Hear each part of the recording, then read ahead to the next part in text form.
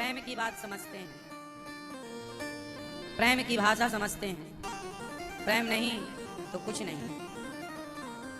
कितना भी आप खर्चा कर लो, कितना भी आप कर लो कुछ, पर कहते ना भगवान प्रेम से मिलते हैं। मोहन प्रेम बिना नहीं मिलते, चाहे कर लो कोटि उपाय। कितने भी उपाय कर लो, मोहन प्रेम बिना नहीं मिलते, चाहे कर लो कोटि उपाय। मिले न यमुना सरस्वती में, मिले न गंग नहाए। प्रेम सरोवर में जब डूबे, प्रेम सरोवर में जब डूबे, तो प्रभु की झलक दिखाए। मोहन प्रेम बिना नहीं मिलते, चाहे कर लो कोटि उपाय। मिले न पर्वत में निर्जन में, मिले न वन वर्माए। प्रेम भाग घूमे तो प्रभु को घट में पधराए। प्रेम यदि है तो भगवान भीतर ही प्रकट हो जाएंगे, नहीं है तो मिले न पर्वत निर्जन में। पर्वत घूमो, जमाना घूमो। मिले न पंडित को ज्ञानी को, मिले न पंडित को ज्ञानी को। मिले न ध्यान लगाए, और 2.5 अक्षर पढ़े तो नटवर नैनन आए समाए। 2.5 अक्षर प्रेम के, 2.5 अक्षर प्रेम पढ़े तो नटवर नैन समाए। मोहन प्रेम बिना नहीं मिलते, चाहे कर लो कोटि, कोटि मतलब करोड़ों उपाय। मिले न मंदिर में मूरत में, मिले न अलख जगाए। प्रेम बिंदु जब दृग से टक्के, तुरंत प्रकट हो जाए। तो प्रेम बड़ी शक्ति है। इसलिए आज बात करेंगे हम आपको गोपियों के, भक्तों के प्रेम की। भगवान अपनी गोपियों से बहुत प्रेम करते हैं, और गोपियां भी कम नहीं करती। गायों से भगवान इतना प्रेम करते हैं कि गायों के लिए पहाड़ उठाने को तैयार हैं। भगवान नंद बाबा को वरुण लोक से लेकर के आए। भगवान अपने प्रेम को आज प्रकट करना चाहते हैं। शरद पूर्णिमा आ गई, भगवान पिता रात्रि शरदोत्फुल्य मल्लिका। वीक्षरन्तुम मनश्चक्रे योग माया मुपाश्रिता। आज भगवान गोपियों के प्रेम की परीक्षा लेना चाहते हैं। प्रेम की भी परीक्षा होती है, गोपियों के प्रेम की भगवान परीक्षा लेते हैं। आप भी भगवान से प्रेम करोगे ना, तो भगवान आपके भी प्रेम की परीक्षा लेंगे। प्रेम, गोपियां भगवान से बहुत प्रेम करती हैं। भोजन बनाती हैं तो ध्यान भगवान का करते हुए भोजन बनाती हैं। पोंछा लगाती हैं तो ध्यान भगवान का करते हुए पोंछा लगाती हैं। पति से प्रेम करती हैं तो पति को ही कृष्ण मान करके प्रेम करती हैं। बच्चों से प्रेम करती हैं तो बच्चों को ही कृष्ण मानकर प्रेम करती हैं। अब जरा सोचिए कि आप अपने पति से प्रेम कर रहे हैं, लेकिन आपका भाव यह है कि ये मेरा पति नहीं, भगवान ही इस रूप में है। तो बताओ, आपके पति से प्रेम करना भी भक्ति हो गया कि नहीं?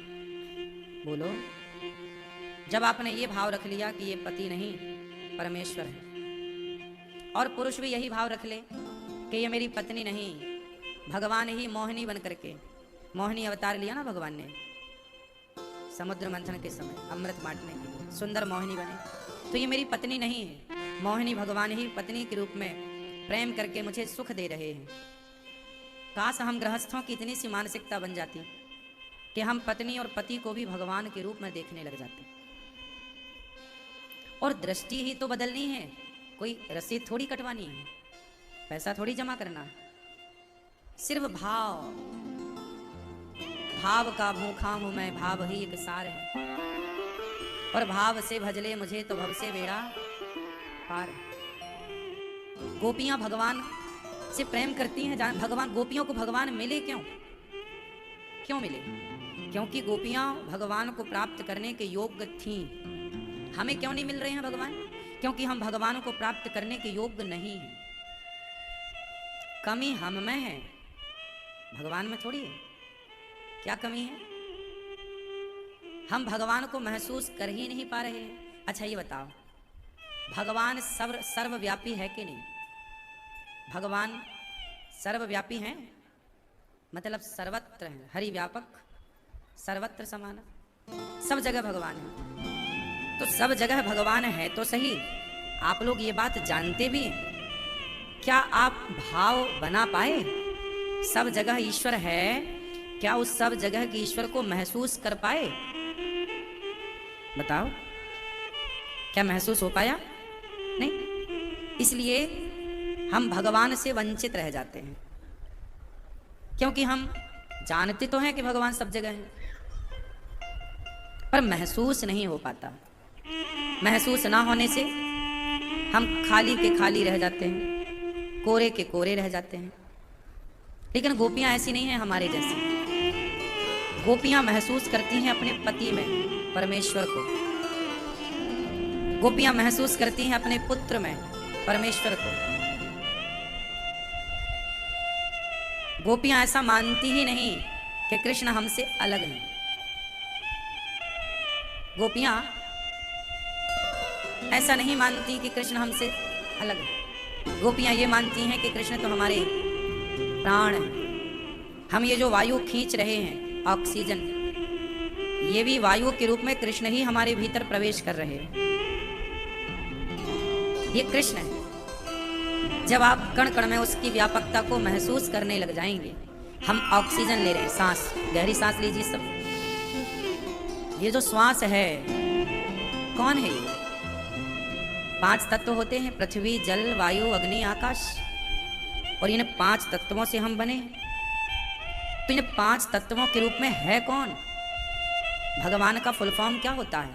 भगवान। भा मतलब भूमि, गा मतलब गगन, वा मतलब वायु, आ मतलब अग्नि, ना मतलब नीर। 5 तत्व को ही तो भगवान कहते हैं। तो ये जो हम वायु ले रहे हैं, ये व्यापक परमात्मा को ही तो हम ग्रहण कर रहे हैं। ये जो हम धरती को स्पर्श कर रहे हैं, ये धरती के रूप में वही परमात्मा तो है।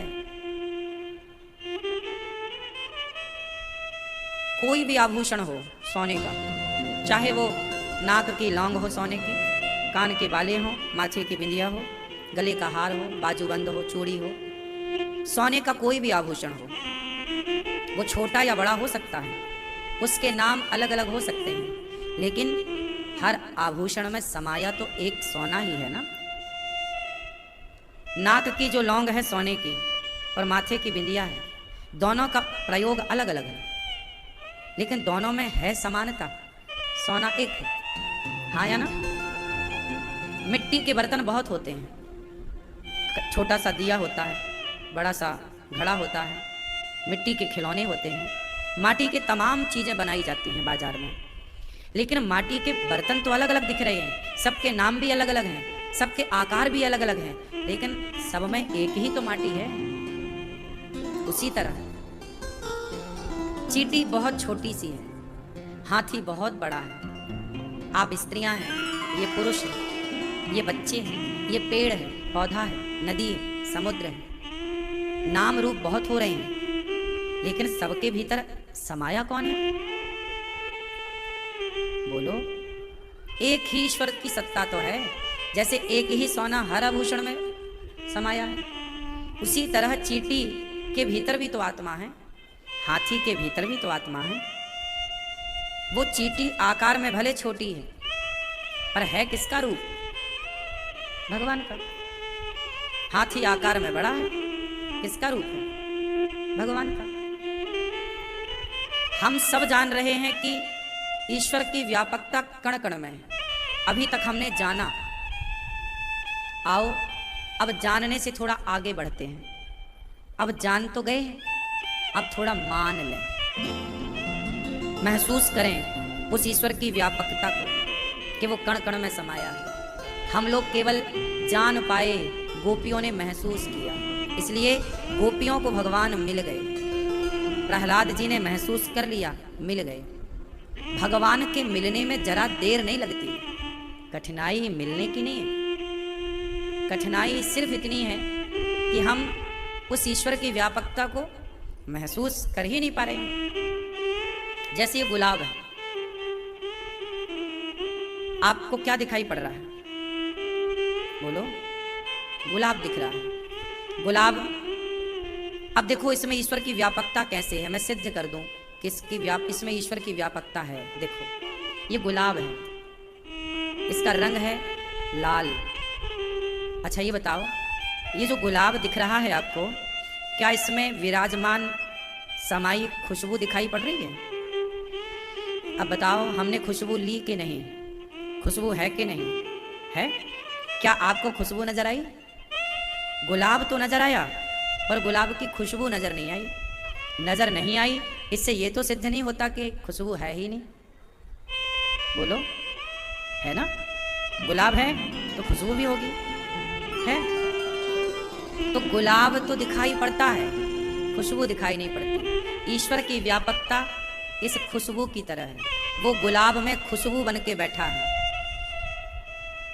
आपको इस खुशबू के रूप में उसको महसूस करना है कि यही ईश्वर है।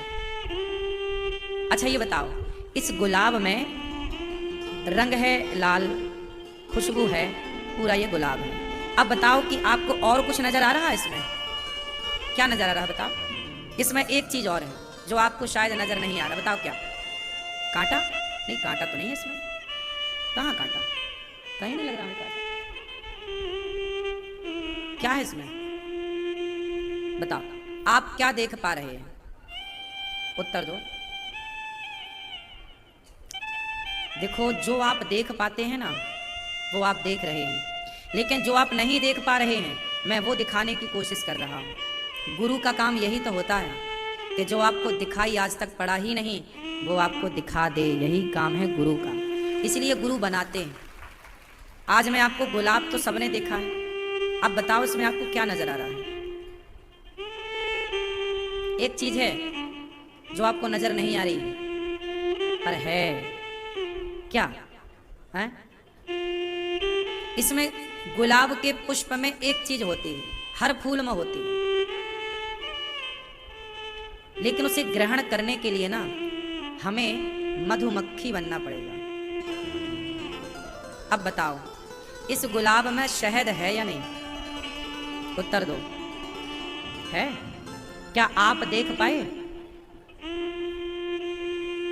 गुलाब में शहद है, पर उसे ग्रहण कौन कर सकता है? केवल मधुमक्खी। यदि आप मधुमक्खी बन गए तो आपने शहद को ग्रहण कर लिया, नहीं बन पाए तो आपसे वो मिठास छूट जाएगी। उसी तरह जैसे शहद को ग्रहण करने के लिए मधुमक्खी बनना पड़ता है, उसी तरह इस गुलाब में विराजमान परमात्मा को ग्रहण करने के लिए भक्त बनना पड़ेगा। उस कण कण की व्यापकता को महसूस करने वाला बनना पड़ेगा। बस भगवान सबको मिलने को तैयार हैं, रेडी। बस आपका रेडी होना बाकी है, आपका तैयार होना भी शेष है। कण कण की व्यापकता को महसूस करना सीखिए। गोपियां हर रूप में वो गुलाब देखें तो कृष्ण नजर आए, वो पेड़ पौधा देखें तो कृष्ण नजर आए, वो यमुना जी देखें तो कृष्ण नजर आए, वो बंदर भालू देखें तो कृष्ण नजर आए। गोपियों की आंखें ऐसी हैं कि वो जिसे देख लें उसे कृष्ण के भाव से देखती हैं। और हम लोग अभी भी ये संदेह लेकर बैठे हैं कि ये मंदिर में जो मूर्ति है ये तो पत्थर की बनाई गई है ना, मूर्तिकार ने बनाया है, ये भगवान कैसे हो सकता है? ये तो पत्थर है। अभी हम इसमें डिस्कस करने में लगे, अभी हम इस मानसिकता से ऊपर नहीं उठ पाए कि उस ईश्वर की व्यापकता यदि गुलाब में है, पेड़ पौधों में है, कण कण में है, तो पत्थर में भी तो उसकी व्यापकता है। बोलो, जो परमात्मा सब जगह व्याप्त है, जो परमात्मा सब जगह समाया है, क्या वो पत्थर में ना समाया होगा? बोलो। फिर आप नकार देते हैं, नहीं जी ये तो पत्थर है, भगवान थोड़ी है। आपने जब ये कह दिया कि ये पत्थर है, भगवान नहीं है, तो आपने ये स्वीकार करने से मना कर दिया कि ईश्वर सर्वव्यापी है। ईश्वर की सर्वव्यापी सत्ता को आपने स्वीकार नहीं किया। आपने उसमें प्रश्न चिन्ह खड़ा कर दिया कि नहीं, पत्थर में तो भगवान हो ही नहीं सकते। जो भगवान कण कण में हो सकता है, वो भगवान पत्थर में क्यों नहीं हो सकता? बताओ, क्या वो भगवान इसमें है, इसमें नहीं है? क्या एक संकीर्णता से बंधा हुआ है ईश्वर? आपसे मेरा एक छोटा सा सवाल है, सबसे उत्तर दीजिए अपने विवेक से। आप जिस परमात्मा की पूजा करते हैं वो कौन सा परमात्मा है?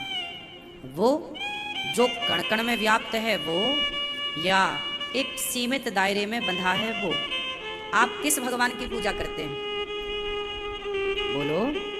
आप जिस ईश्वर की आराधना करते हैं, आप जिस ईश्वर के लिए दीपक जलाते हैं, आप जिस ईश्वर के नाम को जपते हैं, वो ईश्वर आपका कण कण में सर्वव्यापी है या नहीं? यदि वो आपका वाला भगवान कण कण में सर्वव्यापी है, व्याप्त है, तो फिर आप पत्थर में ईश्वर को मानने से इनकार क्यों करते हैं? फिर हम सारे पत्थरों को हटा देते हैं, तो फिर सवाल खड़ा हो जाएगा कि यदि इस पत्थर में ईश्वर नहीं है तो दूसरी वस्तु भी लाकर खड़ी की जाएगी कि इसमें भी ईश्वर नहीं है। फिर तो आपका वाला भगवान सिद्ध हो जाएगा कि कहीं नहीं है। लेकिन हमारा वाला भगवान वो सिद्ध हो रहा है कि वो पत्थर में भी है, जड़ में भी है। पत्थर मीन्स जड़। क्या है? जड़ है ना। पत्थर जड़ है और चींटी, हाथी, आप, हम चैतन्य, चेतना से भरे हैं। तो चेतना जिनके भीतर है उनमें भी ईश्वर है, और चेतना जिनके भीतर नहीं है उनमें भी ईश्वर। क्यों? क्योंकि हम जिस ईश्वर की उपासना करते हैं वो व्यापक है।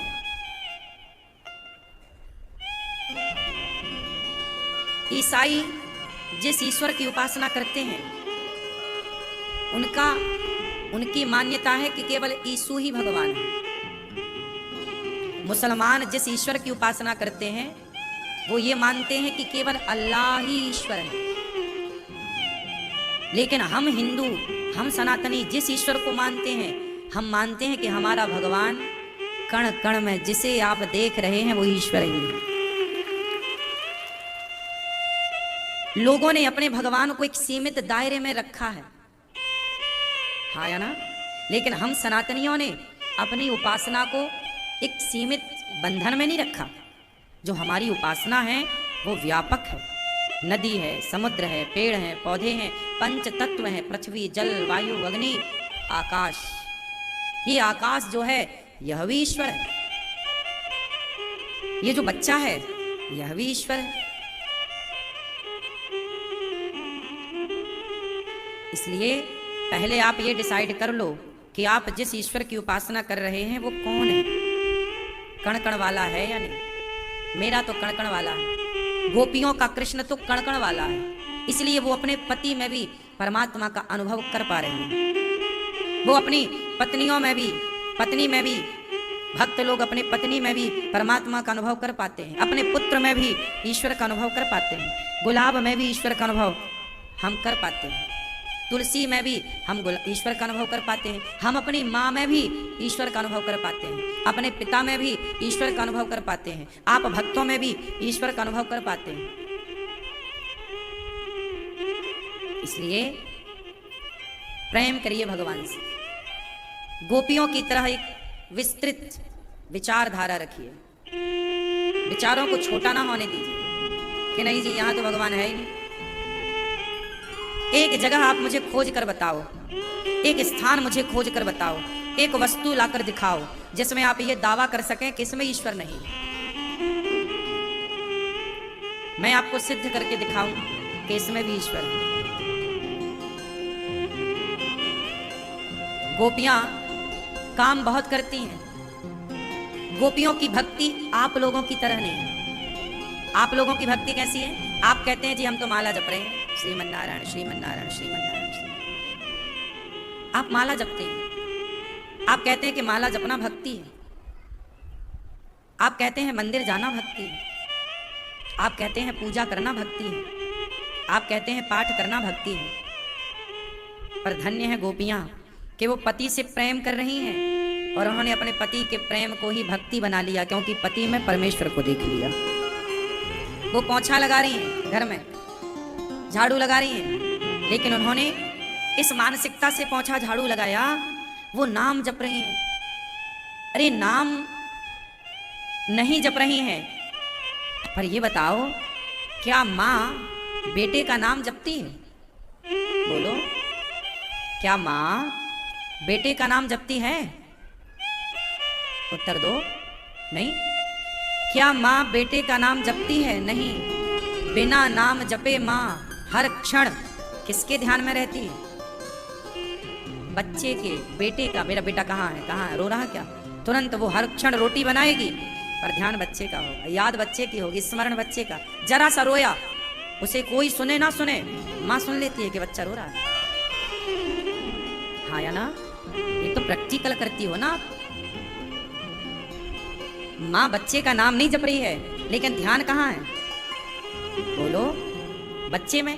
क्या एक पल के लिए माँ बच्चे को भूल पा रही है? झाड़ू लगाते समय, पोंछा लगाते समय काम तो बराबर कर रही है, नहा रही है, झाड़ू लगा रही है, पोंछा लगा रही है। कई बार नहाती है माँ, स्नान करती है माँ, उसी क्षण अभी पूरा स्नान नहीं कर पाई कि बच्चा रोने लग गया।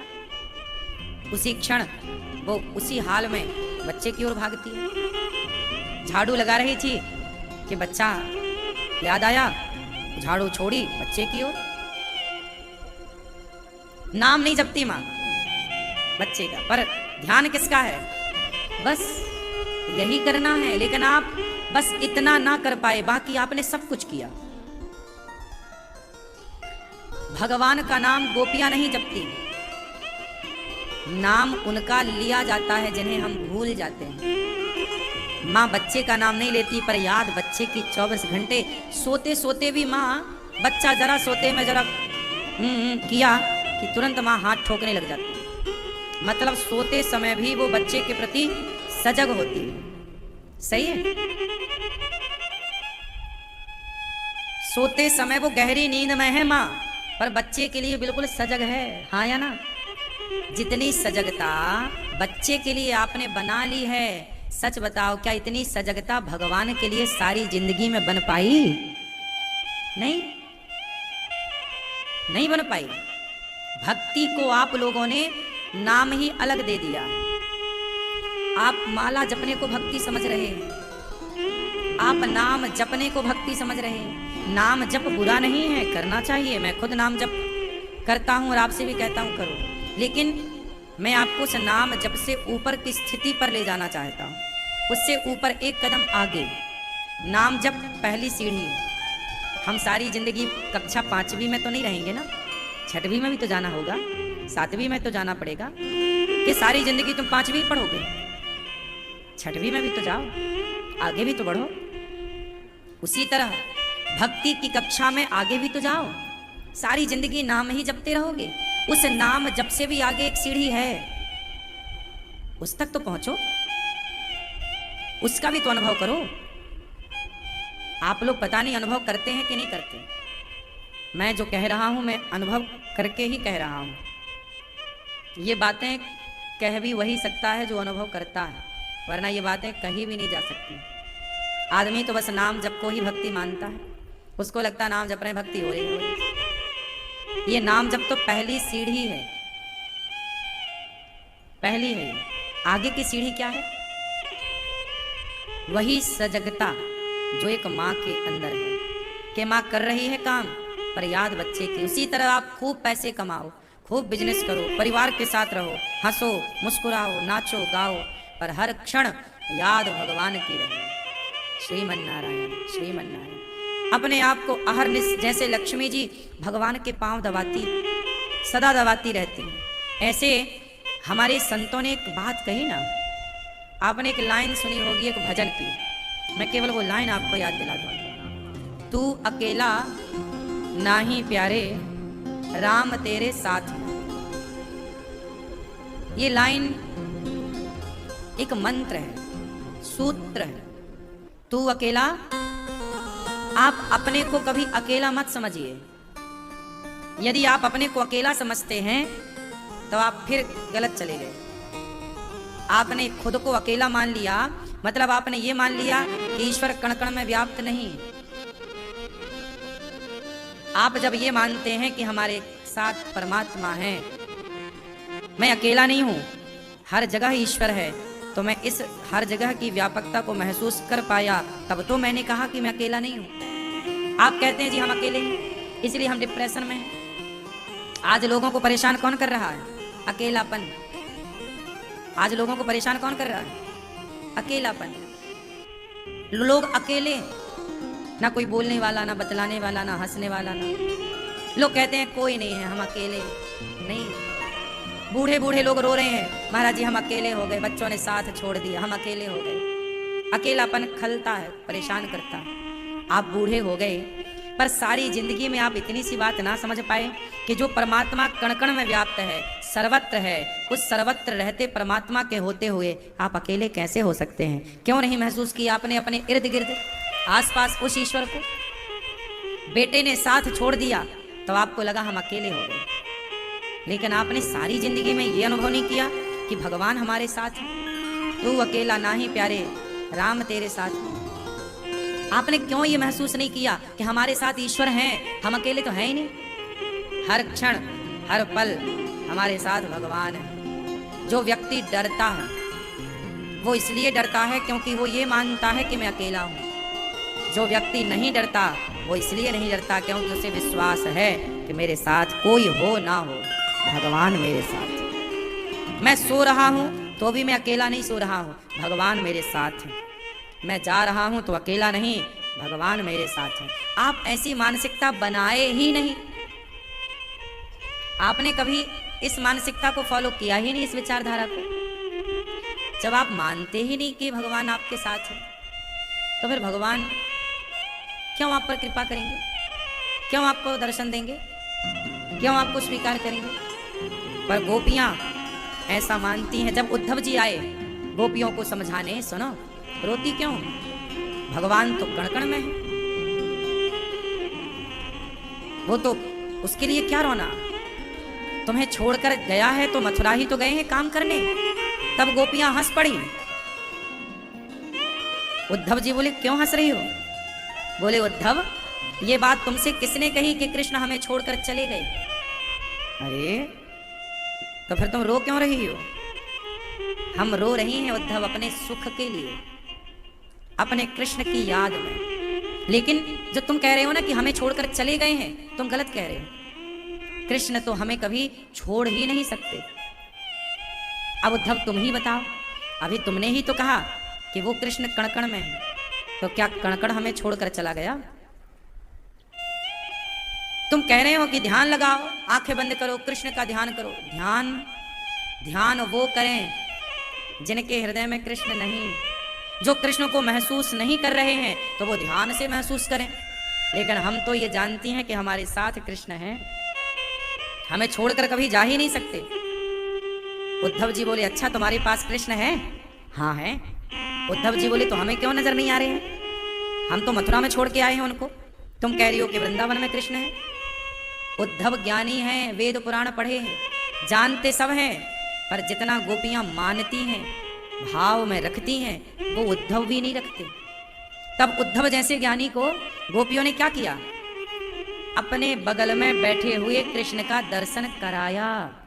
देख उद्धव, तू कहते हो ना तुम कि मथुरा में, वो नहीं, मथुरा में होगा पर वो मेरे पास है। तू अकेला ना ही प्यारे, कृष्ण मेरे साथ में। देख साथ में कहाँ है? तब राधा रानी ने कहा कृष्ण जरा दर्शन कराओ। कृष्ण बोले कि उद्धव मेरे दर्शन के लायक नहीं।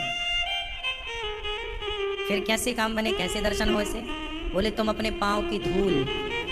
राधा रानी को कृष्ण ने कहा कि आप अपने चरण की धूल जरा इसके नेत्रों से लगाओ।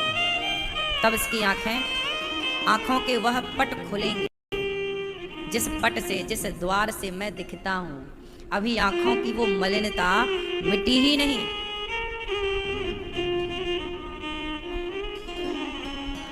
अब उद्धव जी ने, राधा रानी ने अपने रज उठाई पांव की धूली और उद्धव जी के नेत्रों से, यहाँ तुम्हें दर्शन कराते हैं, नेत्रों से लगाया, मस्तक पर लगाया चरण धूली। जब चरण धूली लगी तो उद्धव जी की आंखें खुली और गोपियों के पास इस तरफ भी कृष्ण नजर आए, राधा रानी के इस तरफ भी कृष्ण नजर आए, प्रत्येक गोपी के अगल बगल कृष्ण का दर्शन।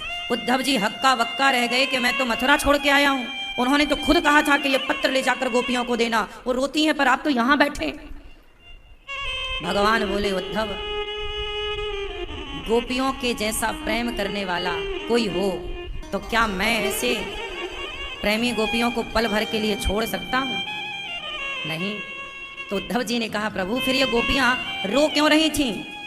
तब भगवान कृष्ण बोले कि उद्धव, ये गोपियां रो रो कर दुनिया को ये बताना चाहती हैं कि देखो, कृष्ण को पाना है तो एकमात्र ये रास्ता है, जिस रास्ते से गोपियां पहुंची आप भी उसी रास्ते से पहुंचिए। इसलिए वृंदावन आओ तो पुरुष बनकर ना आना, गोपी बनकर के आना। गोपी मतलब साड़ी पहनना गोपी नहीं है, गोपी एक भाव है, गोपी एक विचारधारा है। गोपी क्या है? एक विचारधारा, एक थॉट है, एक विचार का नाम गोपी है। इसलिए भगवान शंकर भी इस रास में गोपी बनकर आए। गोपी मतलब साड़ी मैं पहन लूं, मैं स्त्री का वेश बना लूं, ये नहीं।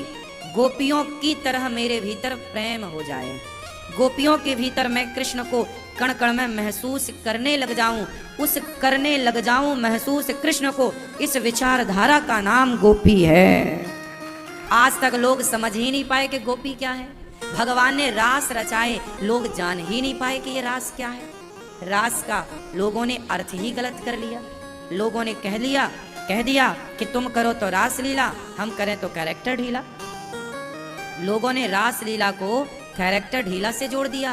कौन लोग हैं ये वो लोग हैं जो कभी गोपियों की विचारधारा तक पहुंच ही नहीं सकते। मैं जिस विचारधारा की बात कर रहा हूं, मैं जो बात कर रहा हूं, आप सारे लोग वो बात सुन रहे हैं, लेकिन शायद आप सुनकर भी समझ नहीं पाएंगे कि मैं किस विचारधारा की बात कर रहा हूं। शायद वो आपके समझ के बहुत परे बातें हैं।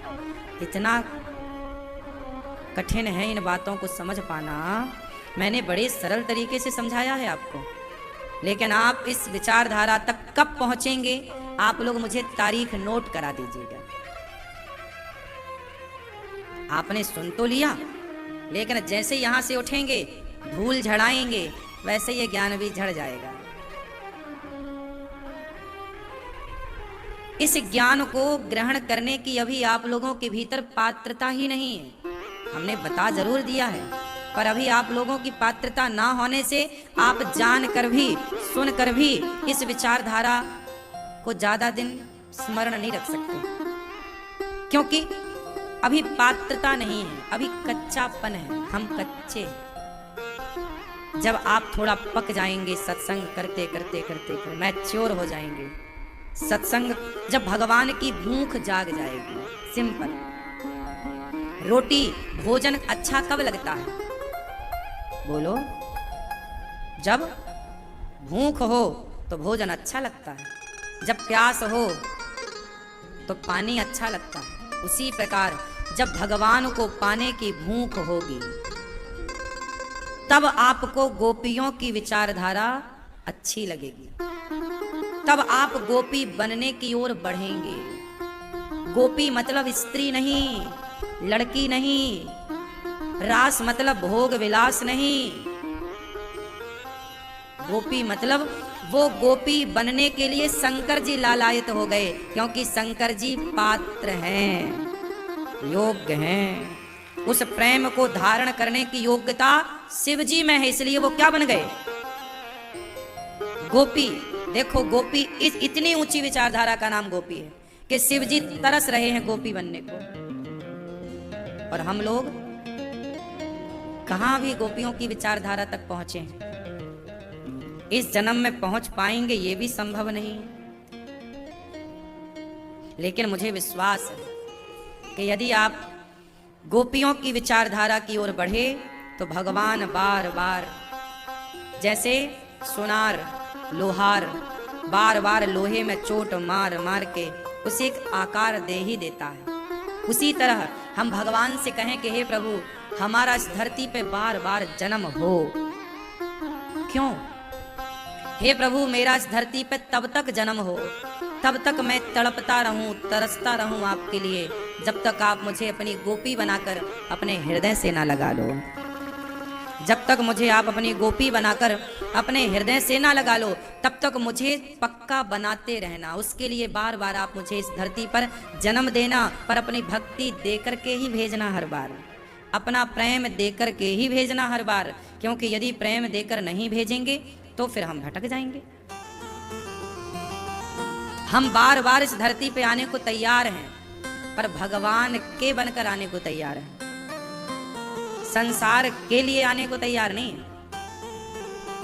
भगवान मुझे पता, देखो गाय का बछड़ा जब होता है ना, तो गाय अपने बछड़े को खुद ही चाटती है और चाट चाट के उसके शरीर का मलमूत्र हटा देती है, निर्मल कर देती है। उसी तरह प्रभु मुझे भी इस संसार में बार बार भेजना। इस जन्म में कुछ पकूंगा, कुछ अगले जन्म में पकूंगा। एक दिन में तो मैं पात्र ना बनूंगा ना, एक बार में एक जन्म में तो मैं ईश्वर की कृपा का पात्र नहीं बन सकता।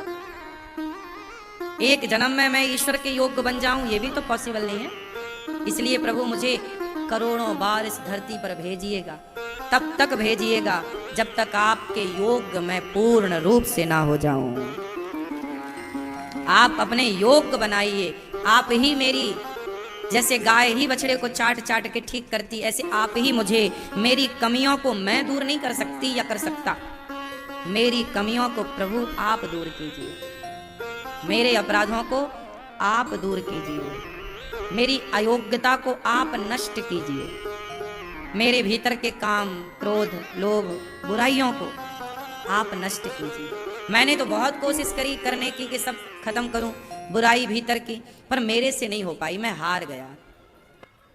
जैसे द्रौपदी ने अर्जुन को बुलाया आओ बचाओ, भीम को बुलाया आओ बचाओ, खुद का जोर लगाया, मैं भी तो छत्राणी हूं, अपनी साड़ी रख सकती हूँ, अपनी तो लाज बचा सकती हूँ, इतनी ताकत तो है। लेकिन द्रौपदी का फिर कोई जोर नहीं चला। तब द्रौपदी ने क्या किया?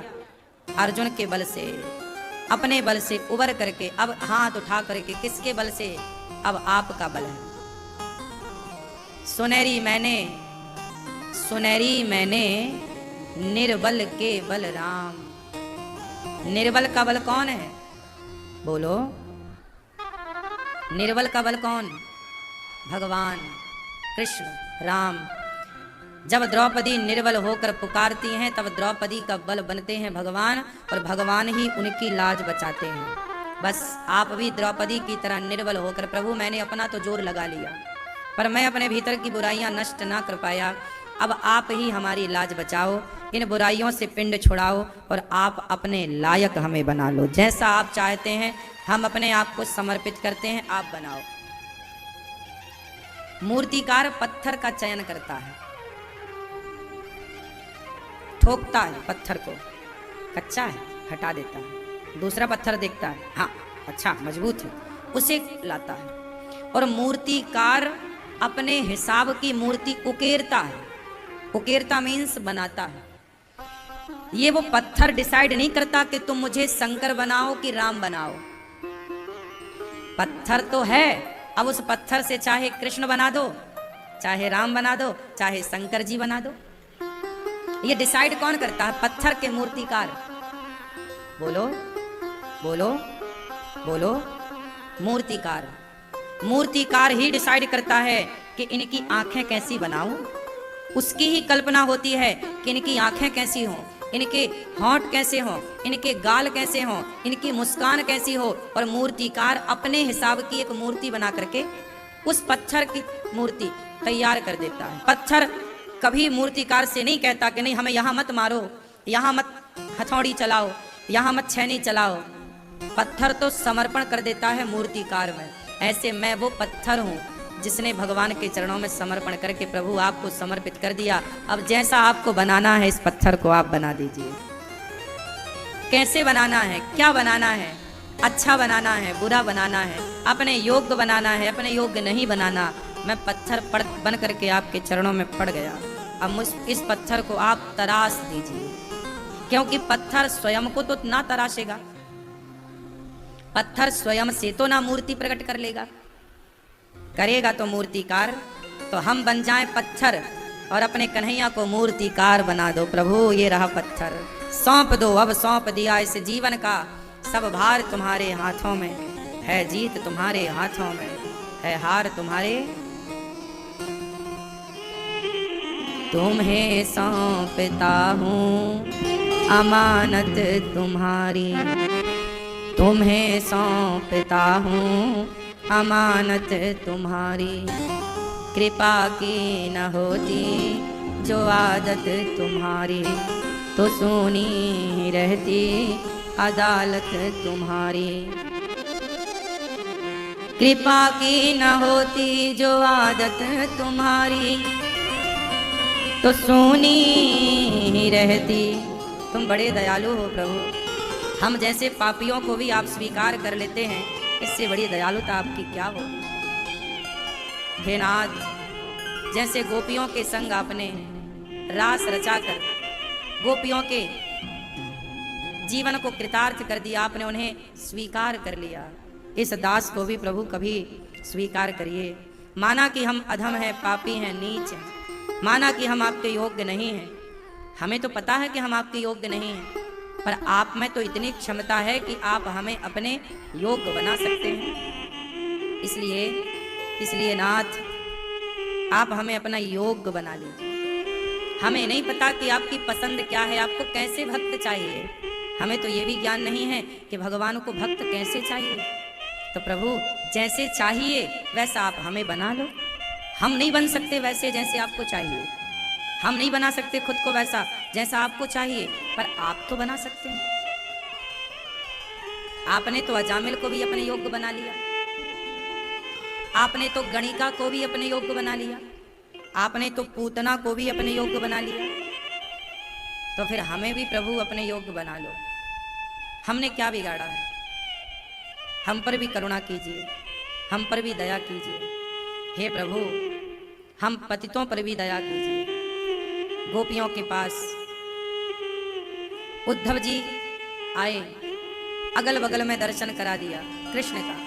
उद्धव जी राधा रानी के पग धूल पर लोटने लग गए, चरण धूली उठा उठा कर माथे से लगा दी। राधा रानी, हमें इस धाम से दूर ना कीजिएगा, हे किशोरी जी, अब अपने चरणों से दूर ना कीजिएगा। उद्धव जैसे ज्ञानी आए और राधा रानी के चरणों में ऐसे डूबे, ऐसे लोटे कि वो भूल गए कि मैं उद्धव हूँ, भूल गए कि मैं आया हूँ मथुरा से संदेशा लेकर।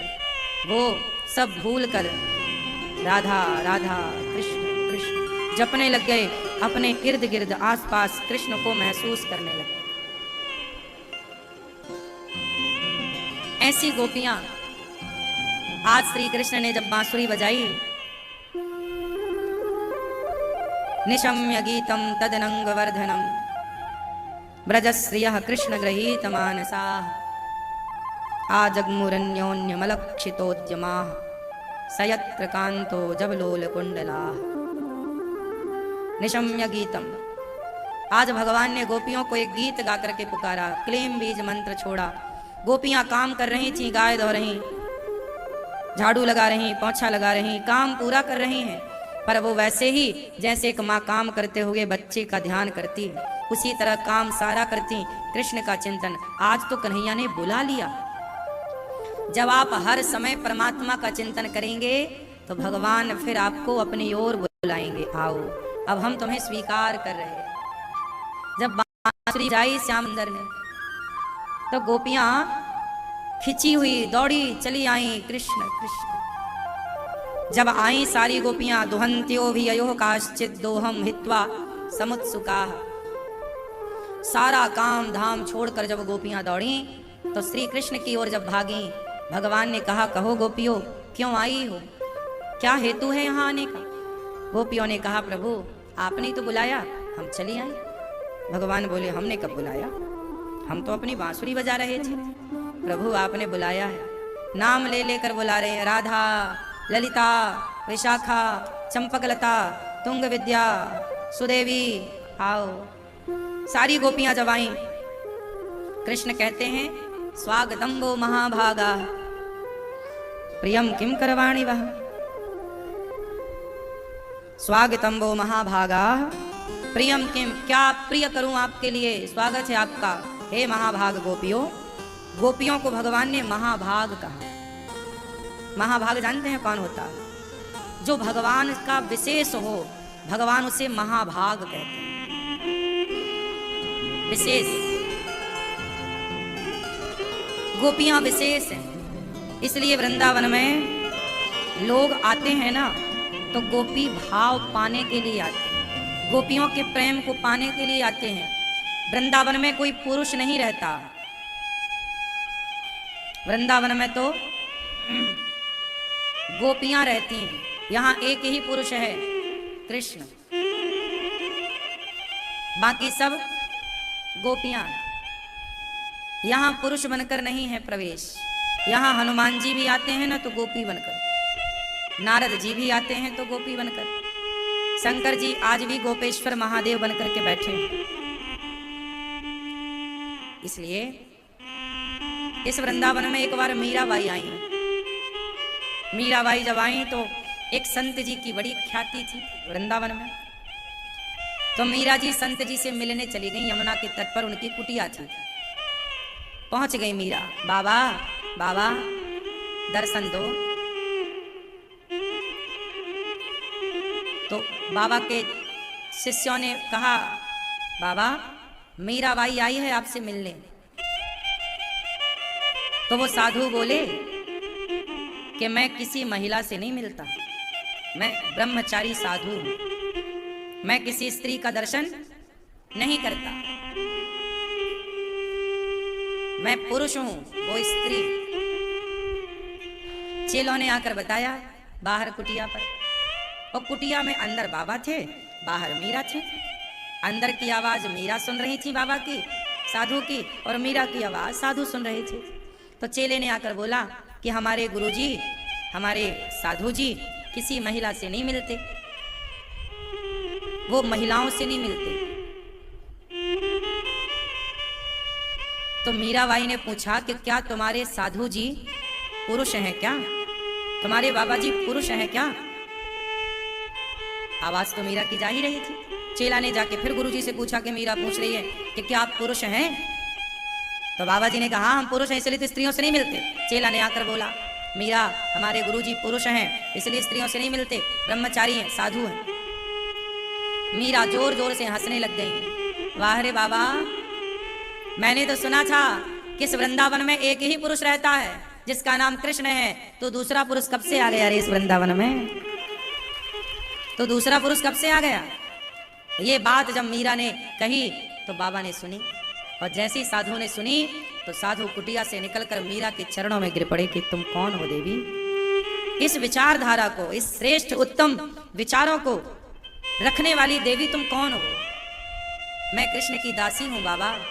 सुना था तुम बड़े भक्त हो, बड़े भगवान के निकट हो, सो तुम्हारा दर्शन करने चली आई, पर तुम तो पुरुष निकले। मैं तो कृष्ण की गोपी से मिलने आई थी। इस धाम में तो जितने साधु हैं, जितने भक्त हैं, ये सब कृष्ण की दासी हैं, ये सब कृष्ण के दास हैं, और दास दासी भी गोपी भाव की दासी। बात समझ में आई? अब वो साधु अभिमान शून्य हो गए, और वो भी भगवान के प्रेम में गोपियों की तरह भाव रखते। कभी फिर उन्होंने पुरुष का भाव नहीं रखा। और एक बात आखिरी इस पूरे विषय की, गोपियां कौन हैं जिन्हें खुद का ज्ञान नहीं, खुद का अस्तित्व मिटा चुकी हैं, उन्हें बस एक स्मरण है कृष्ण। वो कौन है, कहां से आई हैं, कौन घर में है, कुछ याद नहीं है। जब तक मैं हूं, मैं मतलब मुझे मेरा ज्ञान है, तब तक भगवान नहीं है। और जब भगवान का ज्ञान हो जाएगा तो फिर मुझ ज्ञान की जरूरत ही नहीं है। तो जब मैं था तब हरि नहीं। अब हरि हैं मैं नाय, प्रेम गली यति सांकरी, जामे दो न समाए। ये तो प्रेम की बात है उद्धव, बंदगी तेरे वश की कहाँ है। जब तक मैं थी या था तब तक वो नहीं, इसलिए कहता हूं खुद को ही भूल जाओ। जो स्वयं को भूल जाए वो कृष्ण का पता लगा पाए, जो खुद को ना भूल पाए वो कृष्ण का क्या पता लगाए। गोपियां उस कोटि की भक्त हैं, इस कोटि की विचारधारा गोपियों की है कि वो खुद को भूल चुकी हैं। कृष्ण उनके लिए क्या महत्व रखते हैं। अच्छा बताओ, आपके लिए कृष्ण का क्या महत्व है? बोलो, आपके जीवन में कृष्ण का क्या और कितना महत्व है? कितना महत्व रखते हैं कृष्ण आपके जीवन में? कितना महत्व रखते हैं भगवान आपके जीवन में? बताओ, आप कितना महत्व देते हैं भगवान को? बोलो, आप कितना महत्व देते हैं और गोपियों ने कितना महत्व दिया, दोनों में अंतर कर लिया जाए। बताओ, आपके जीवन में कृष्ण का कितना महत्व है? क्या है कृष्ण आपके लिए? बोलो, क्या है कृष्ण आपके लिए? बोलो, क्या है कृष्ण आपके लिए? क्या है कृष्ण आपके लिए? क्या है कृष्ण आपके लिए? यही सवाल गोपियों से पूछा गया, क्या है कृष्ण आपके लिए? गोपियों ने उत्तर दिया कि कृष्ण हमारी श्वास है। जैसे श्वास के बिना, प्राण के बिना हम नहीं रह सकते, ऐसे कृष्ण हमारे कौन है? बोलो, प्राण है, श्वास है, ऑक्सीजन है, ये है कृष्ण। लेकिन आज के युग में बताओ कि कौन कृष्ण को प्राणों की तरह या श्वासों की तरह या ऑक्सीजन की तरह महत्व दे रहा है? तो अभी हम गोपियों से कितने दूर हैं, है ना? अभी हम गोपियों से बहुत दूर हैं। इसलिए हम कह रहे हैं कि गोपियों तक पहुंचने के लिए करोड़ों जन्म हमें फिर लेने पड़ेंगे और भगवान से कहना पड़ेगा कि प्रभु आप हमें गोपियों की तरह बनाइए, ऐसा बनाइए कि आप फिर हमें कभी अपने से दूर ना करें। अभी हम भगवान के योग्य नहीं हैं भैया, बहुत दूर हैं, बहुत। अभी तो शुरू भी नहीं हुई भक्ति, अभी तो केवल हम डिस्कस कर रहे हैं कि भगवान है कि नहीं, पत्थर में भगवान है कि नहीं। अभी तो हम श्योर नहीं हैं, कंफर्म नहीं है। अभी तो हम उस लाइन में खड़े भी नहीं हुए जिस लाइन से गोपियां इस मुकाम को पाई। अभी तो हम लोग डिस्कस कर रहे हैं, बहुत दूर है। गोपियों का प्रेम, गोपियां प्राण, जैसे मछली तड़पती है पानी के लिए, मर जाती है पानी के बिना, उसके पास ऑप्शन नहीं है। आप लोगों के पास ऑप्शन है क्या? हे भगवान बस एक बेटा दे दो, हे भगवान बस पैसे दे दो, हे भगवान बस घुटनों का और कमर का दर्द ठीक कर दो, हे भगवान बहू के बस बेटा हो जाए, हे भगवान पोते का बढ़िया विवाह हो जाए, हे भगवान हमारी ये इच्छा पूरी हो जाए। बस आप लोग अभी इन इच्छाओं से ऊपर उठे ही नहीं। मैं जिस विचारधारा की बात कर रहा हूं, मैंने अभी तक जितनी बातें की वो सारी बातें उनके लिए हैं ही नहीं जो इच्छाएं लेकर के बैठे हैं। अभी तो तुम इच्छाएं पूरी करने और कराने में लगे हो। तुम उस भगवान के पुजारी हो, जो भगवान तुम्हारी इच्छाएं पूरी कर दे तो वो भगवान अच्छा है, और तुम्हारी इच्छाएं पूरी ना हो तो वो भगवान बुरा है। आप उस भगवान के पुजारी हैं। लेकिन गोपियां उस कृष्ण की पूजा करती हैं जिस कृष्ण को वो अपना प्राण मानती हैं, प्राण को ही कृष्ण मानती हैं। तुम नहीं तो जीवन नहीं, तुम्हारे बिना कल्पना नहीं। इस मानसिकता की गोपियां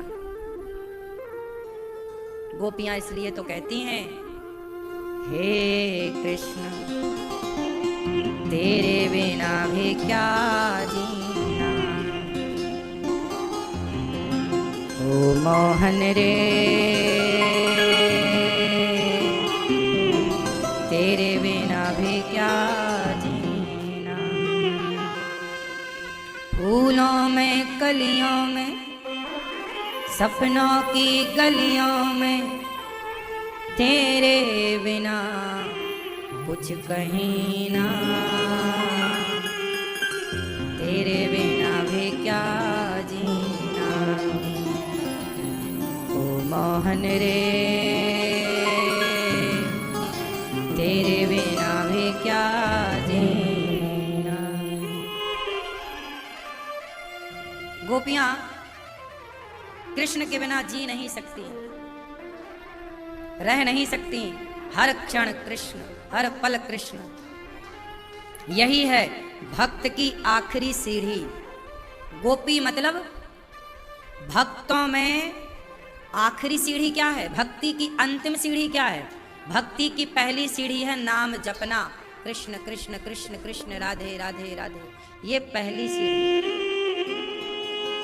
अंतिम सीढ़ी है गोपियों की तरफ। गोपी अंतिम सीढ़ी है भरत जी।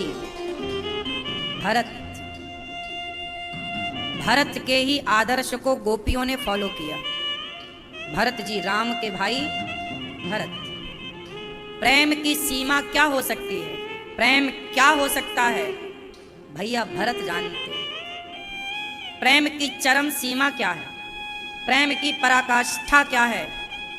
भैया भरत के सामने अयोध्या का सिंहासन था, लेकिन उस सिंहासन को एक बार देखा तक नहीं। और राम के लिए नंगे पांव चित्रकूट चल पड़े। राम के सामने जब पहुंचे तो भैया पाही नाच कहीं पाही गुसाई, भूतल परेऊ लकुट की नाई। जैसे डंडा खड़ा खड़ा गिर जाता है, सीधा गिरता ना डंडा, ऐसे भरत जी खड़े सीधे राम के चरणों में जाके गिर पड़े। आप लोग मंदिर जाते हो तो भगवान को प्रणाम कैसे करते हो? बैठते हो, फिर लेटते हो। लेकिन भरत जी बैठे नहीं। आपको डर है चोट ना लग जाए। वैसे देखो भरत जी के भाव को आप फॉलो ना कर लेना कि खड़े खड़े गिर जाओ चोट लग जाए, बाद में कहो आपने बोला था तो हमने कर लिया। नहीं, ये बात कहने की नहीं है ना, बात समझो। अच्छा ये बताओ, कोई आपसे कहे कि हमसे प्यार करो, हमसे प्यार करो, तो क्या कहने से प्यार होगा? नहीं। उसी तरह ये सब कहने की बातें नहीं है, ये तो अंदर का भाव है। ये जब भाव बनेगा तो ये सब चीजें ऑटोमेटिक होंगी। भरत जी राम के चरणों में गिर पड़े, खड़े खड़े सीधा चरणों में गिर, सब छोड़ दिया। 14 साल अयोध्या में घुसे नहीं भरत जी राम के बिना। 25 किलोमीटर दूर अयोध्या जी से नंदीग्राम है, 20-25 किलोमीटर नंदीग्राम, वहां पे रहे भरत जी। वहां गौमूत्र में दलिया पका करके खाते हैं, गाय के गौमूत्र में। 14 साल भरत जी क्या खाए? गौमूत्र में। ये लिखा है भागवत जी में, इसलिए बोल रहा हूं, नहीं तो लोग इसका भी मजाक उड़ाते हैं कि लोग गाय के मूत्र में कौन दलिया पकाता है भाई। हाँ, आप मजाक बना सकते हैं, लेकिन उस भाव तक पहुंचेंगे कैसे? भरत जी के त्याग को क्या जाने ये दुनिया। आप त्याग की बातें तो करते हो, पर भरत जी ने तो त्याग किया है। जिसने किया है और जिसने कहा है, तो कहना और करना तो जमीन आसमान का अंतर है। गोपियों की तरह प्रेम करना और गोपियों के प्रेम की व्याख्या करना, दोनों बातें बिल्कुल अलग हैं। भरत जी के प्रेम की व्याख्या तो हो सकती है, लेकिन व्याख्या में शब्दों में इतनी ताकत नहीं है कि वो भरत जी के संपूर्ण प्रेम की व्याख्या कर सके। अच्छा ये बताओ, आप अपने बेटे से प्यार करती हो क्या? उत्तर दो सब मां। करती हो ना? आप अपने बच्चे से प्यार करती हो। अब आपका बेटा पूछे कि आप मेरे से प्यार करती हो माँ? आप कहोगी हाँ। तो माँ तुम प्यार करती हो तो जरा दिखाओ, कि तुम मेरे से कितना प्यार करती हो। अब बताओ, क्या आप अपने बेटे के इस प्रश्न का उत्तर दे सकती हो? क्या दिखा सकती हो प्यार कि बेटा मैं तेरे से कितना प्यार करती हूं? मां की ममता पर, मां पर बहुत कवियों ने बहुत लाइनें लिखी, नहीं लिखी? मां पर हर कवि ने लगभग मां पर कुछ ना कुछ लिखा है, लेकिन इतना कुछ लिखने के बाद भी क्या आप बता सकती हो कि आप बेटे से कितना प्यार करती हो? है कोई शब्द तो बोल के बता दो। फिर जब मां के प्यार की व्याख्या नहीं हो सकती तो भरत जी और गोपियों के प्यार की व्याख्या कौन कर सकता है इस धरती में? ये विषय ही अवर्णनीय है, जिसका कोई वर्णन। भरत जी गौमूत्र में पका हुआ दलिया खाते हैं। 14 साल अयोध्या के किसी सुख को देखा नहीं, पत्नी का स्पर्श नहीं किया, सूख करके हड्डियां दिख रही हैं पूरी भरत जी के शरीर की। ऐसा प्रेम राम के लिए कहां कोई इतना प्रेम करे। आज आपसे कहता हूं कि एक एकादशी कर लेना, हम कहते हैं आपको एकादशी किया करो, तो लोग यही सवाल करते, महाराज जी क्या खाएं एकादशी में? एक एकादशी तुमसे हो नहीं रही है।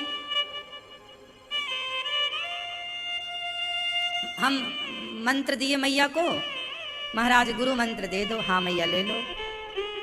हमने कहा 11 माला जपना, महाराज कुछ कम नहीं हो सकता। अब सोचो कि जिनसे एकादशी तो रही नहीं जा रही है, जिनसे 11 माला जो कि 10-15 मिनट भी नहीं लगेगा, सारे 24 घंटे में तुम भगवान का 1000 नाम नहीं ले पा रहे हो, तो जब तुम्हारी पहली सीढ़ी मजबूत नहीं है तो तुम दूसरी सीढ़ी में जाने के काबिल कहां हो? पहली सीढ़ी में तो तुम्हारे पांव ठीक से जमे नहीं, तो तुम दूसरी सीढ़ी में क्या पहुंचोगे? इसलिए भरत जी का प्रेम 14 साल राम की याद में ना सोए ना खाए पेट भर, बस जीते रहे कि जिंदा इसलिए हूं। मर जाते भरत जी, जिंदा हैं कि 14 साल बाद राम का दर्शन करूंगा। राम बोल के गए ना आऊंगा, तो बस इंतजार है, आएंगे ना। मर गए तो आंखें कैसे देखेंगे? तो जिए भी, जीवित भी रहे ना, तो राम के इंतजार में, राम के दर्शन के लिए आंखें बस पलकें बिछाए राम के इंतजार में। धन्य 100 करोड़ों बार हम जन्म लेना तो भी भरत जी के पांव की धूल नहीं बन पाएंगे। 100 बार नहीं, करोड़ों बार हमारा जन्म हो और हम भक्ति करें तो हम गोपियों के पांव में जो धूल लगती है ना, चरण धूली भी ना बन पाए, ऐसे पतित हैं हम, ऐसे अधम हैं हम क्या अपनी बात करें? हम जैसा पापी, अधम, नीच और दुष्ट धरती पर कौन होगा? हम योग्य नहीं हैं भगवान के।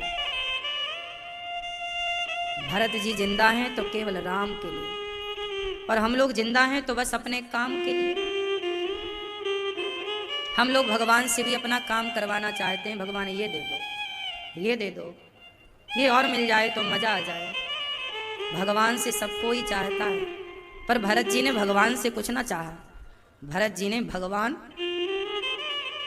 को चाहा। भगवान से कुछ ना मांगा भरत जी ने, भगवान के लिए रोए, भगवान के लिए तड़पी गोपियां।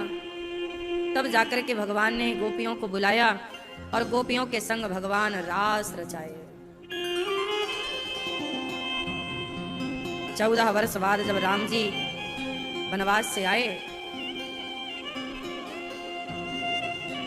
तो हनुमान जी से कहा, जाओ जरा देखो कि भरत जी कैसे हैं। आज राम के वनवास के 14 वर्ष का आखिरी दिन था। हनुमान जी गए रूप बदलकर भरत जी के पास, तो भरत जी चिता तैयार कर रहे थे। हनुमान जी ने पूछा, भैया ये चिता किसके लिए? भरत जी बोले, मेरे लिए। क्यों? आप चिता पे क्यों? आज राम जी के 14 वर्ष का आखिरी दिन है ना,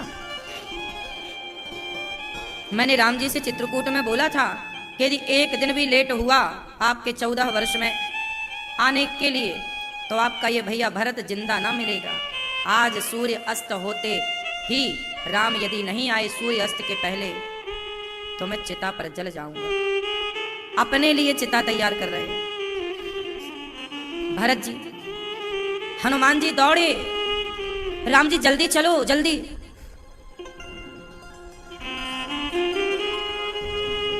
जल्दी चलिए। क्या हुआ? वो भैया भरत चिता तैयार कर रहे हैं। क्यों? बोल रहे हैं कि यदि राम एक दिन लेट हो गए तो मैं मर जाऊंगा, कहीं वो जल ना जाए। अब बताओ, राम के बिना कौन से धरती पर चिता पर जलने को तैयार हुआ आज तक? पर भरत जी, ऐसे भरत जी, ऐसा प्रेम भरत जी का। अब सोचिए कि हमारे अंदर कितनी इच्छाएं, कितनी बुराइयां हैं, कितना गंदगी गलत गलत विचारों की भरी पड़ी है। हम कैसे गोपियां बन जाएं? कब बनेंगे? कब भरत जी की तरह हमारा प्रेम भगवान के लिए पवित्र प्रेम होगा? हमारे प्रेम में ना स्वार्थ समा चुका है। भगवान से भी हम लोग कुछ कुछ मांगते ही रहते हैं। भरत जी ने क्या मांगा राम से बताओ? इतने बड़े भक्त भरत जी, मांगते तो राम क्या ना दे देते? भरत जी को राम क्या ना देते? मांगे तो एक बार। बोल रहे हैं राम जी, बेट भैया मांगो, क्या चाहते? कुछ नहीं। हनुमान जी से पूछा, मांगो हनुमान क्या चाहते? कुछ नहीं। और हम लोगों को भगवान कह नहीं रहे हैं कि मांगो, बिना कहे ही मांगे डाल रहे हैं, मांगे जा रहे हैं। इतना मांग रहे हैं कि तुम्हारी लिस्ट ही खत्म नहीं हो रही है। इसलिए प्रेम, भगवान से प्रेम, भगवान की भक्ति, शायद हम भक्त बनने के योग्य भी नहीं हैं। भगवान से प्रार्थना करो कि प्रभु जैसा आपका मन हो, जैसी आपकी इच्छा हो, जैसी आपकी मर्जी हो, मर्जी तुम्हारी बना लो। गोपियों के संग भगवान रास रचाते। गोपियों से भगवान ने कहा जाओ, घर जाओ, परीक्षा देखो ले रहे। पहले बुलाते हैं आओ, फिर भगवान कहते हैं जाओ गोपियों जाओ। गोपियां बोली प्रभु आपको छोड़कर कहां जाएं? कहां चली जाएं आप भी बताओ। भगवान बोले अपने पति के पास, पुत्र के पास, परिवार के पास। गोपियां बोली कि ये परिवार जरूरी नहीं है। ये परिवार तो हमें हर योनि में, हर जन्म में मिलना है। कुत्ते का भी परिवार होता है, बिल्ली का भी परिवार होता है, चिड़िया का भी परिवार होता है, आपका भी परिवार है। इस परिवार की हमने जिम्मेदारियां जितनी हो सकी पूरी की, कर भी दी, करना भी चाहिए। बेटा बेटी का पाल पोस कर बड़ा करना, उन्हें पढ़ा लिखा के योग्य बना देना, कर दिया ना। अब जिम्मेदारियां पूरी हो गई। परिवार की जिम्मेदारियां उस दिन पूरी हो जाती हैं जब बेटी और बेटों का विवाह कर देते हैं। पूरी हो गई जिम्मेदारी। अब एक और जिम्मेदारी है आपके ऊपर। क्या? भगवान में चित्त लगाना, मन लगाना, भगवान में खो जाना। अब ये जिम्मेदारी, ये संसार में और कोई काम नहीं है हमारा। इस संसार में हम आए काहे के लिए थे? क्यों आए? क्यों भेजा था भगवान ने? जाओ, अपनी भक्ति बढ़ाकर, अपने प्रेम को बढ़ाकर समाज में अच्छे कार्य की स्थापना करते हुए, अच्छे काम करते हुए, छल कपट निंदा चुगली से बचते हुए मुझ तक पहुंचना है। भगवान ने हमारे साथ एक खेल खेला था। जानते हो कौन सा खेल? लुका छिपी का। भगवान बोले पहले तुम छिप जाओ, हम ढूंढते हैं। तो आप लोग छिप गए, हम लोग छिप गए। हम लोग छिप गए कहाँ? 84 लाख योनियों में। तो भगवान ने हमें ढूंढ लिया, ये हो तुम। अब भगवान बोले हम छिपते हैं, तुम ढूंढना। फिर भगवान छिपे, फिर हम भगवान को ढूंढने निकले। करोड़ों जन्म से हम भगवान को ढूंढ ही रहे हैं, और वो छिप कहाँ गए? हम सबके मन मंदिर में भीतर। और हम ढूंढ कहाँ रहे? बाहर। आज तक हम ढूंढ रहे हैं। हाँ, गोपियों को मिल गए, उनकी यात्रा पूरी हो गई, भरत जी ने ढूंढ लिया। अभी हम लोग हैं कि ढूंढ नहीं पाए। हम आपसे बस यही तो प्रार्थना कर रहे हैं कि भगवान को इस जीवन में ढूंढ लो, वरना इस जीवन में ये कह दो कि प्रभु अब हमें हर बार इस धरती पर भेजना अपना दास बनाकर, अपना दास। हाँ, अपना दास बना लो राम, अपना दास बना लो राम, अपना बना लो। कन्हैया को देखो, कहाँ देखें? जिधर तुम छिपे हो उधर देखना है। कन्हैया तुम्हें एक नजर देखना है। जिधर तुम छिपे हो उधर देखना है। अब हम लोग जिधर छिपे हैं भीतर, उधर तो देखना नहीं, बाहर देख रहे हैं। इसलिए बार बार हम लोग ढूंढने आते हैं, बिना पाए लौट जाते हैं। और हम लोग बड़े खुश होते हैं, पैसा पा गए, बच्चे पा गए। आप पैसा बच्चों से बड़े खुश हैं, पर भरत जी अयोध्या की सत्ता पाकर भी प्रसन्न नहीं, हमें नहीं चाहिए। आप पैसा पाकर खुश हैं, पर भरत जी पैसा पाकर खुश नहीं भये, वो राम को पाकर खुश भये। मेरी माँ, उलझ ना जाना ये संसार में, ये माया ऐसी है, चुनौतियां हैं। एक तरफ माया आपको बुलाएगी, दूसरी तरफ भगवान है। माया में उलझोगे तो भगवान रह जाएंगे, और माया खींचती है अपनी ओर। अभी मेरी बातें आपको अच्छी लग रही हैं, लेकिन बाद में जैसे ही आप उठेंगे आपको लगे यार क्या है भगवान भगवान। पैसे कमाओ, मौज करो, सबको ही तो मरना है, खाओ पियो मौज करो, फिर यही मानसिकता फिर आ जाएगी। फिर गोपी वाली विचारधारा पर, भरत जी वाली विचारधारा पर सांसारिक विचारधारा हावी हो जाती है। खाओ पियो मौज करो की विचारधारा आ जाती है। कहाँ तुम भजन भक्ति में उलझ रहे हो, इसमें तो बस आंसू हैं, कुछ नहीं है। ये बढ़िया खाओ पियो मौज करो। तो वो खाओ पियो मौज करो की विचारधारा भरत जी और गोपियों की विचारधारा पर हावी हो जाती है, क्योंकि माया है। इस माया भरे संसार में, माया वाले संसार में ईश्वर में मन लगाए रहना भी तो चुनौती है। ये माया ईश्वर में मन लगाने भी तो नहीं देती। जितनी गोपियां उतने कृष्ण सामने खड़ा हो जाता है, गोपियों को अभिमान आ जाता है कि भगवान को पा कर भी भगवान से बिछड़ने का एक डर रहता है। कौन दूर कर सकता है? अभिमान। गोपियों के अभिमान ने गोपियों को दूर कर दिया भगवान से। पर चूंकि भगवान दयालु हैं, राधा रानी ने कृपा की, इसलिए हम लोग एक कृष्ण की पूजा नहीं करते, राधा सहित कृष्ण की पूजा करते हैं। एक नारायण की पूजा नहीं करते, क्योंकि नारायण रूठ जाएंगे, बाप रूठ जाएगा तो माँ मना लेगी, इसलिए युगल उपासना। गोपियों को कृष्ण जब छोड़ कर गए तो राधा रानी के कारण गोपियों को पुनः कृष्ण की प्राप्ति हुई, वरना कृष्ण तो चले ही गए थे। इसलिए राधा सहित कृष्ण को, अकेले कृष्ण की उपासना नहीं। राधे कृष्ण, सीताराम, राधे श्रीमन नारायण। राधा रानी सहित गोपियों ने कृष्ण जब छोड़कर गए, पुकारा कृष्ण कहाँ, गोपियों ने गीत गाया। गोपियों ने कहा गोप्या ऊचो जयति तेधिकं जन्मना प्रजः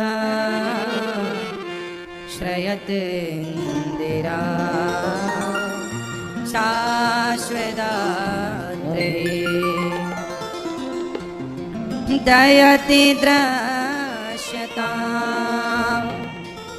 दीक्षुतावका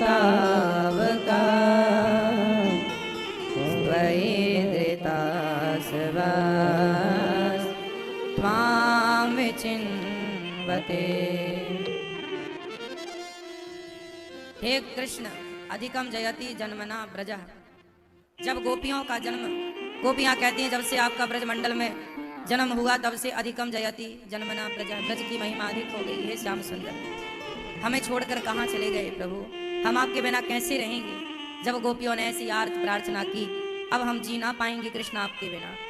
तब गोपियों के इस भाव को देखकर, देखो भगवान और भक्त के बीच में ना द्वैत ना हो, दो ना हो। दो मतलब भक्त और भगवान के बीच में कोई तीसरा ना हो। तीसरा कौन? घमंड।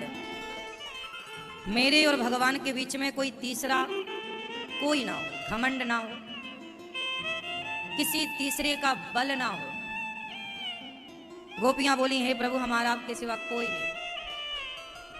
अब घमंड भी चला गया गोपियों का, जो आया था कि हमने पा लिया, भगवान को पा लिया हूं मैं। भगवान को पा लेने का घमंड भी आ जाए तो भगवान चले जाते। इतनी सावधानी भक्त के भीतर होनी चाहिए। सोचिए रत्ती भर भी घमंड ना हो, अभिमान ना हो। इसलिए भक्त घमंडी हो ही नहीं सकता, और जो घमंडी होगा वो भक्त नहीं हो सकता। इसलिए घमंड किस बात का, क्यों करें हम घमंड? क्या है हमारे पास के घमंड करें?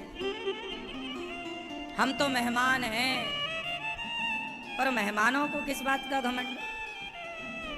आप किसी बड़ी होटल में जाके रुको मेहमानों के साथ, आप कहो जी ये होटल हमारी है, हम इस बात का घमंड, तो तुम पागल हो। वो तो एक दिन के लिए किराए से ली गई है, एक दिन के लिए किराए से मिली होटल, आपको मिली सुख सुविधाएं, आपको लगा जी हमारी है सब, केवल एक दिन के लिए साहब, वो फिर एक दिन बाद किराया खत्म, चलो खाली करो। ऐसा ही ये शरीर, ये जीवन एक किराए का है। किस बात का घमंड है? काया कुटी झोपड़ी खाली करा ली जाएगी जब तेरी डोली निकाली जाएगी। जब तेरी डोली निकाली जाएगी, जब तेरी डोली निकाली जाएगी, बिन मुहूर्त के उठा ली जाएगी। धन सिकंदर का पड़ा सब रह गया, धन सिकंदर का पड़ा सब रह गया, मरते दम लुकमान भी कह गया, मरते दम लुकमान भी कह गया। ये घड़ी मृत्यु की घड़ी, ये घड़ी हरगिज न टाली जाएगी, ये घड़ी हरगिज न टाली जाएगी, जब तेरी डोली निकाली जाएगी, जब तेरी डोली निकाली जाए, जब तेरी डोली निकाली जाएगी, जब तेरी डोली निकाली जाएगी, बिन मुहूर्त के उठा ली जाएगी। उन हकीमों से कहो यूं बोल कर, उन हकीम मतलब डॉक्टर, उन हकीमों से कहो यूं बोल कर, करते थे दावा किताबें खोल कर। यह दवा मृत्यु की, यह दवा हरगिज न खाली जाएगी, यह दवा हरगिज न खाली जाएगी, जब तेरी डोली निकाली जाए।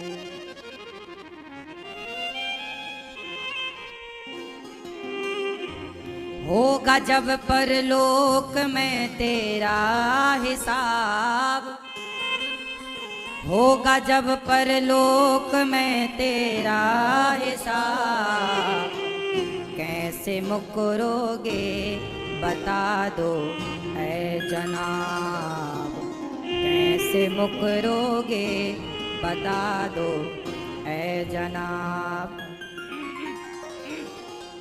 जब वही खाता निकाला जाएगा, जब वही तेरी निकाली जाएगी, बिन मुहूर्त के उठा ली जाएगी। जब तेरी डोली निकाली जाएगी, जब तेरी डोली निकाली जाएगी, बिन मुहूर्त के उठा ले। इसलिए भैया अभिमान ना करना कि हम कुछ हैं, हमारा ये, हम तो मेहमान हैं। हम कौन कौन हम मुसाफिर हैं, हम मेहमान हैं, हम परदेसी हैं। हम तो चले परदेस, हम परदेसी हो गए, छूटा अपना देश, हम परदेसी हो गए। ये गलियां पथ पनघट ये पंछी, बरसों पुराना, बरसों पुराना। कल तक थे सब अपने, अब लगता है बेगाना। बदला जग ने भेष, बदला जग ने भेष, हम परदेसी हो गए, छोटा अपना देश, हम परदेसी हो। परदेसी हो, यात्री हो, घमंड ना करना भैया। किसका चला है तुम्हारा चलेगा। किस बात का घमंड, किस बात की अकड़ है भैया। कह दो इन अकड़ करने वाले लोगों से कि आज जिनकी अकड़ है, ये एक दिन माटी बनकर के घड़े में मुट्ठी भर राख बनकर के समा जाते। बड़े बड़े अकड़ वालों को हमने चिता पर जलते देखा है, मुट्ठी भर राख बनते देखा है। ये माटी, ये धरती उनकी माटी से भरी पड़ी है जिनका कभी राज था, जिनके कभी डंके बजते थे। ये धरती, ये माटी भरी पड़ी है, हाँ या ना। इसलिए घमंड किस बात का, अकड़ किस बात की, अकड़ किस बात की प्यारे। ये सर फिर भी झुकाना है, सजन रे झूठ मत बोलो, प्रभु के पास जाना है।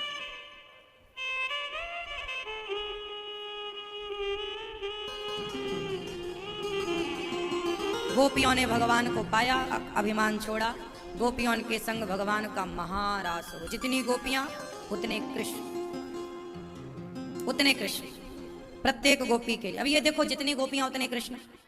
ये कृष्ण कोई सामान्य नहीं है। तुम करो तो रासलीला, हम करें तो कैरेक्टर ढीला। लोग भगवान को ना कैरेक्टर ढीला से जोड़ देते हैं, भगवान के रासलीला को। इसलिए आपसे मेरी प्रार्थना है कि आप लोग इन बातों पर विश्वास ना करें जो आज भगवान के लिए समाज में कुछ बातें अज्ञानवश लोग कहते हैं। भगवान को भी देखिए लोग नहीं छोड़ते कहने से, जानते नहीं ना कि भगवान कौन है। भगवान ने दिव्य लीला रची, महारास रचाकर गोपियों को, जितने गोपियां उतने कृष्ण। उतने कृष्ण कौन हो सकता है? हम और आप तो उतने नहीं हो सकते। सिद्ध हो गया कि ये भगवान है। भगवान की दिव्य लीला हुई, महारास। इसके बाद भगवान ने सुदर्शन शंखचूड़ नाम के दैत्य को मारा, अरिष्टासुर को मारा, केसी और व्योमासुर को मारा। भगवान कृष्ण को लेने अक्रूर जी आए। भगवान को लेकर मथुरा जाने लगे तो गोपियां रथ के आगे आई, हमें छोड़कर ना जाओ। कृष्ण बोले 2 दिन की बात है, बस 2 दिन में हम आएंगे। 2 दिन का कह के श्री कृष्ण चले गए। मथुरा पहुंचे, धोबी पर कृपा, दर्जी सुदामा नाम के माली पर कृपा, सूप नखा जो कुब्जा बनकर आई, उस कुब्जा का चंदन लेकर भगवान ने उसे कुबड़ ठीक कर दी, उसका सारा दुख हर लिया। भगवान इतना सा भी किसी भक्त से कुछ लें तो देते बहुत हैं। अच्छा, भगवान से कोई भक्त कुछ मांगे तो भगवान देते भी तो हैं। कुब्जा ने चंदन दिया तो लेकर कुब्जा की कुबड़ ठीक कर दी, ठीक हो गई। कुब्जा पर कृपा। कंस के कुबलिया पीड़ नाम के हाथी को मारा, धनुष भंग किया, चाणूर और मुष्टिक को मारा। भगवान कंस को मारते हैं, कंस को मंच पर चढ़कर मारे, कंस को उठाकर पटके। कंस बड़ा बलवान, थर थर कांप गया भगवान से, उठाकर पटके, छाती पर कूदे, कंस मर गया। कंस के भाइयों को मारा, कंस की सेना को मार गिराया, और कंस को मार करके भगवान ने दिव्य लीला की। कंस को मार करके भगवान ने कंस के भाइयों को मारा, देवकी वसुदेव को जेल से मुक्त किया, माँ के गले लगे, पिता के गले लगे। नंद बाबा को वसुदेव जी ने कहा कि कृष्ण हमारा बेटा है। आज नंद बाबा के तो पांव के नीचे से मानो जमीन खिसक गई जब ये सुना कि कृष्ण तो हमारा बेटा है ही नहीं। अब यशोदा इंतजार में थी, कब आएगा कन्हैया, 2 दिन का कह के गया है। नंद बाबा पहुंचे, यशोदा ने कहा कृष्ण कहाँ है? बोले वो तो हमारा पुत्र था ही नहीं, वसुदेव देवकी के थे। अब तो यशोदा माँ हा कृष्ण कह करके मूर्छित हो गई, बेहोश हो गई, मूर्छा आ गई, रो पड़ी माँ यशोदा, हे नंद नंदन कहाँ चले गए, हे कृष्ण कहाँ, कब आओगे? समझाया वसुदेव ने कि देखो उनकी असली माँ तो वो है, हमारे साथ रहे, उनकी माँ कितना रोई होंगी, अब तो उनकी असली माँ से वो मिले, कुछ दिन वो रहे, सुखी रहे हमारा कृष्ण। दोनों कृष्ण की याद में नंद बाबा, यशोदा, गोपियाँ सब रो रही हैं, और भगवान मथुरा में माँ देवकी वसुदेव जी के साथ हैं। पढ़ने के लिए भगवान उज्जैन गए। गुरुजी सांदीपनि जी के यहाँ पढ़े, वहीं सुदामा जी से भगवान की भेंट हुई। पढ़ लिख करके भगवान जब आए तो गुरुजी से कहा, गुरुजी दक्षिणा क्या दूं?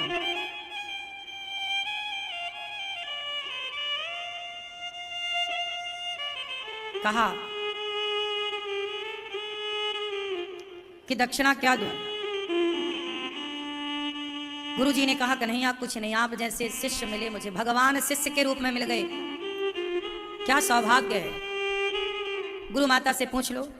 तो सांदीपनि जी की पत्नी गुरु माता से कृष्ण जी ने पूछा कि क्या चाहिए? भगवान ने पूछा, कहा कि तुम मेरे बेटे बन के मेरे साथ रहो, यही चाहिए। माँ ये तो संभव नहीं है माँ, कुछ और। तो फिर एक काम करो, या मेरा मरा हुआ बेटा ला कर दो, या आप मेरे बेटे की तरह रहो। तब भगवान ने यमपुरी जाकर गुरु जी का जो बेटा मर चुका था उसे जीवित करके लाकर दक्षिणा में मरा हुआ बेटा जिंदा करके दिया। ये भगवान की सामर्थ्य है। दक्षिणा देकर गुरु जी का बेटा मरा हुआ जीवित करके देकर आए। भगवान जो दे सकते हैं कौन दे सकता है? इसलिए भगवान की भक्ति में जो आनंद है कहीं नहीं। इसलिए कहता हूं कि आप भी भक्ति करो। विद्यादान किया सांदीपनि जी ने कृष्ण को, तो भगवान ने उनका पुत्र लौटाया। इसलिए हम आपसे भी कहते रहते हैं कि गौरी गोपाल गुरुकुल में जो बच्चे पढ़ते हैं, भगवान कृष्ण भी गुरुकुल गए पढ़ने। ऐसी गौरी गोपाल गुरुकुल में 150 बच्चे पढ़ते हैं। बच्चों से कोई फीस नहीं ली जाती, बच्चों का रहना, पढ़ना, लिखना, खाना, पीना सब फ्री है गौरी गोपाल की तरफ से, आपकी तरफ से। तो आप भी एक बच्चे को गोद लीजिए, आप भी बच्चों की सेवा में सहयोग कीजिए। आज हमारी मैया जी ने बच्चों के कॉपी पेन के लिए सहयोग किया कि साल भर बच्चों की कॉपी पेन किताब में जो भी सेवाएं लगेंगी समर्पित किया इन्होंने अपने सहयोग को। आप भी गौरी गोपाल गुरुकुल के बच्चों को 150 बच्चे पढ़ते हैं। एक एक दिन का भोजन आप ले लो कि आज का बच्चों को भोजन हमारी तरफ से, आज का भोजन हमारी तरफ से, आज का भोजन भी कराएंगे बच्चों के लिए। मात्र आपके जरा से सहयोग से बच्चों को भोजन मिल जाएगा। तो आप सेवाओं से जुड़ सकते हैं। गौरी गोपाल गुरुकुल, जिस गुरुकुल में भगवान कृष्ण पढ़े, सोचिए वो भी एक गुरुकुल है, ये भी एक गुरुकुल है। इसी को कहते हैं विद्यादान। आप भी कुछ विद्यादान करिए बच्चों की पढ़ाई में, रोटी से लेकर कॉपी से लेकर किताब। बच्चों के ड्रेस, कपड़े, धोती कुर्ता ही पहनते हैं बच्चे, जो आपको लगे गौरी गोपाल गुरुकुल की सेवा से जुड़िएगा, ताकि ये गुरुकुल सदा चलता रहे और समाज को एक नई शिक्षा प्रणाली लाकर दे के देखो, ये भी एक शिक्षा है।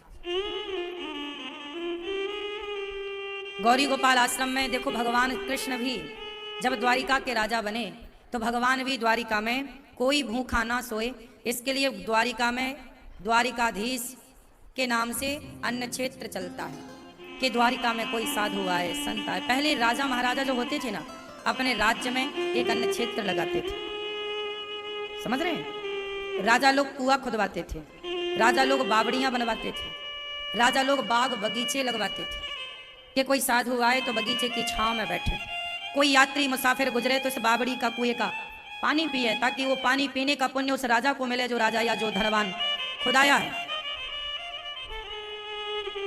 राजा लोग अन्न क्षेत्र, भंडारा, लंगर चलाते थे।